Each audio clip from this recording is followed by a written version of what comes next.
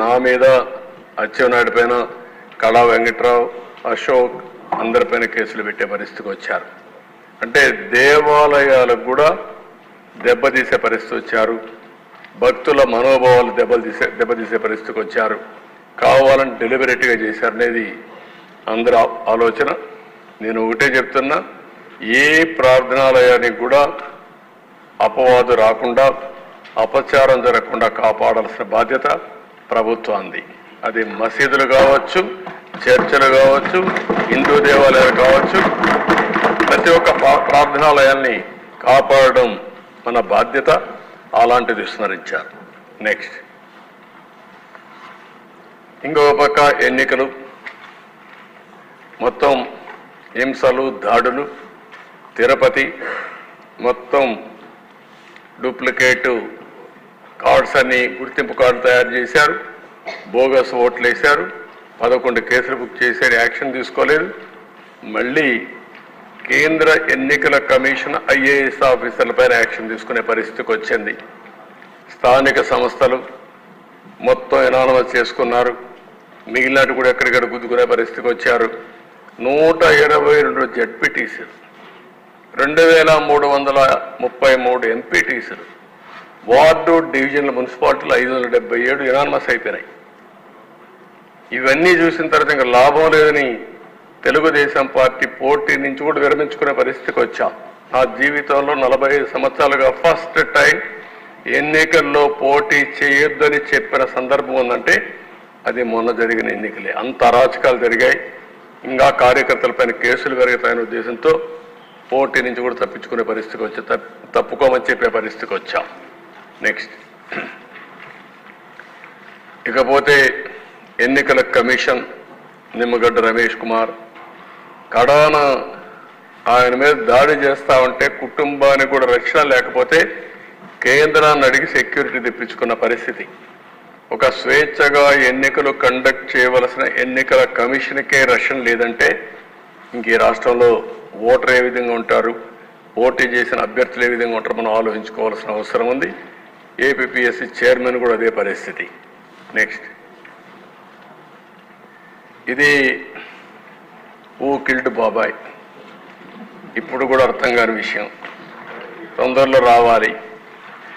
ఇది ఒక్కసారి మీ డయాగ్రామ్ చూస్తే ఆయన ఉంటే, ఆనాటి ముఖ్యమంత్రి ఉంటే ఆయనకు అర్థమయ్యేది.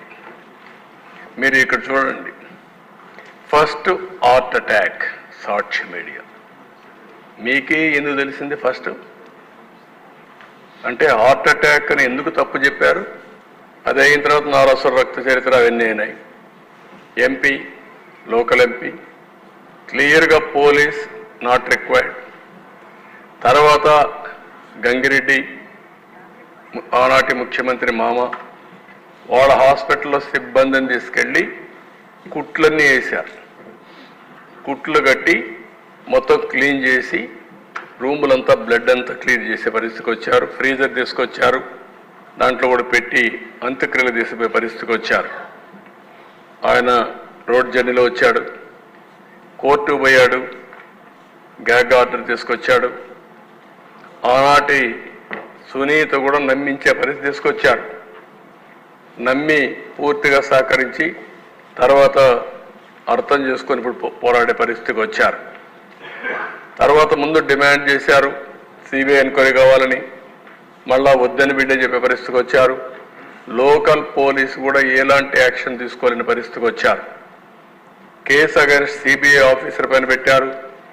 అక్కడ సిఐ ఎవరినైతే సస్పెండ్ చేశామో ఆ కేసులో తన సస్పెన్షన్ నుంచి రివోక్ చేశారు. ఇంకొక పక్కన ఎంపీ కర్నూలులో ఉన్నప్పుడు అరెస్ట్ చేయడానికి వస్తే అరెస్ట్ చేయకుండా లా అండ్ ఆర్డర్ వస్తుందని ప్రొటెక్ట్ చేసి తర్వాత కోర్టులో బెయిల్ వచ్చే వరకు కొనసాగించే పరిస్థితికి వచ్చారు.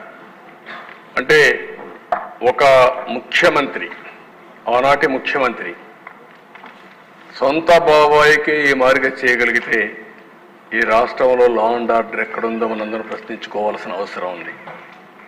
అది చాలా సీరియస్ విషయం నా అభిప్రాయం. ఇది ఒక కేస్ స్టడీ. నెక్స్ట్ కోడికత్తి డ్రామా, గులకరాయి డ్రామా, మొన్న ఎలక్షన్లో కూడా భయపడ్డాం. నాకు ఒక అనుమానం ఉండేది, మళ్ళా ఏదైనా చేసి ఆ సానుభూతితో ఎలక్షన్లో గెలవాలని ప్రయత్నం చేస్తాను కూడా ఆలోచించాం. ఇది నేను వాస్తవం చెప్తున్నా. ఎందుకంటే దుర్మార్గులు ఇలాంటి డ్రామాలు ఆడుతూ ఉంటే ఆ డ్రామాలకు ప్రజాస్వామ్యం బలైపోయే పరిస్థితి వస్తుంది. ఇవన్నీ ఎందుకు నేను చెప్తున్నా పదే పదే అంటే ప్రజలకు తెలియాల్సిన అవసరం ఉంది.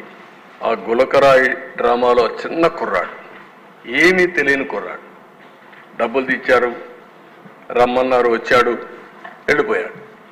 వాడి మీద కేసులు పెట్టి ఇవన్నీ కూడా ఒక పద్ధతి లేని రాజకీయం చేసి ఇష్టానుసారంగా చేసే పరిస్థితికి వచ్చారు. నెక్స్ట్ ఇదన్నింటికంటే మేజర్ సమస్య. దేశంలో ఎక్కడ గంజాయి దొరికినా దానికి ఎక్కడ